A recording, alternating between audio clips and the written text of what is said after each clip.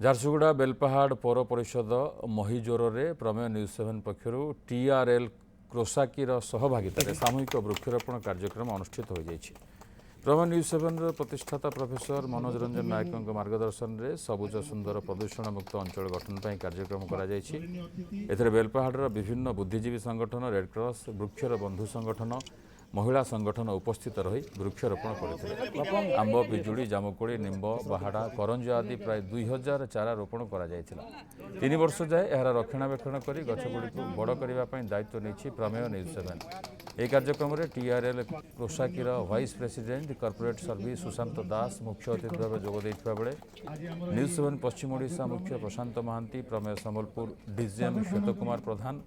News 7 Sambalpur bureau chief Gunamani Biswal, Prameya Jharsuguda ଜିଲ୍ଲା ସାମ୍ବାଦିକ ମେହବୁବ ମେହତାବ ପ୍ରମୁଖ ଅତିଥି ଭାବରେ ଯୋଗଦେଇ ବୃକ୍ଷରୋପଣ ତଥା ସମାଜସେବା କ୍ଷେତ୍ରରେ ଅବଦାନ ଥିବା ବ୍ୟକ୍ତିବିଶେଷଙ୍କୁ ସମ୍ମାନିତ କରିଥିଲେ। ଆଗାମୀ ଦିନରେ ରାଜ୍ୟର ସମସ୍ତ ଜିଲ୍ଲା, ପୌର ପରିଷଦ ଓ ବ୍ଲକ ଅଞ୍ଚଳରେ ପ୍ରମେୟ ନ୍ୟୁଜ୍ 7 ପକ୍ଷରୁ ଏହିପରି ବୃକ୍ଷରୋପଣ କାର୍ଯ୍ୟକ୍ରମ କରାଯିବ। ପ୍ରଥମେ ମୋର ଆନ୍ତରିକ ଶୁଭେଚ୍ଛା ପ୍ରମେୟ ଏବଂ ନ୍ୟୁଜ୍ 7 କୁ ଯାହାଙ୍କର ମିଳିତ ଆନୁକୂଲ୍ୟରେ ଟିଆର୍ଏଲ୍ କ୍ରୋସାକି ଏଠାରେ ଗୋଟେ ବୃକ୍ଷରୋପଣ କାର୍ଯ୍ୟକ୍ରମର ଆୟୋଜନ କରିଥିଲା ଏବଂ ଏଠାରେ ଆଜି 2000 ଗଛ ଆମେ ରୋପଣ କରିଛୁ ଏବଂ ଆମେ ଆଉ ଗୋଟେ ସବୁଠୁ ବଡ଼ ଜିନିଷ ହେଉଛି ଏଇ ଯେଉଁ 2000 ଗଛ କେବଳ ଆମେ ରୋପଣ କରିନୁ, ତାର ଯତ୍ନ ନେବା ଏବଂ ତାର ଦାୟିତ୍ୱ ନେବା ମଧ୍ୟ ଆମେ ଆମର CSR तरफ प्रमेय न्यूज 7 प्रतिष्ठाता डॉक्टर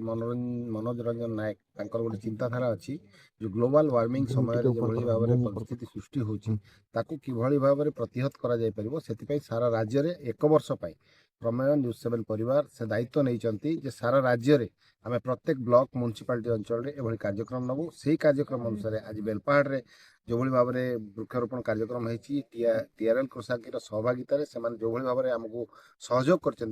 धन्यवाद देवी। आम प्रमेय न्यूज 7 प्रतिष्ठाता प्रोफेसर डॉक्टर मनोज रंजन नायक तांकर गोटे विजन रही सामाजिक जो उत्तरदायित्व रही गोटे समाज प्रति आमर ताको पूरण करने निर्देश क्रमे वर्तमान सारा ओडिशा रे आमर वृक्षरोपण कार्यक्रम चली। प्रमेय न्यूज 7 जो स्वागत योग्य जेन वृक्षरोपण कले आम अंचलवासी बहुत खुश अच्छू कहीं बहुत संस्था आगु गज जगौले टीआरएल भी बहुत सपोर्ट करता आज जेन प्रमेय और न्यूज 7 जेन गज जगार सचेतन कर आम इन पब्लिक माने जिते जल्दी सचेतन हे सचेतन जरूरी है कहीं गज जगाबारटा बड़ कथा नुहे लेकिन इटा के लालन पालन कर आगामी दिन 3 बरस जाए जत्न नेबार कथा।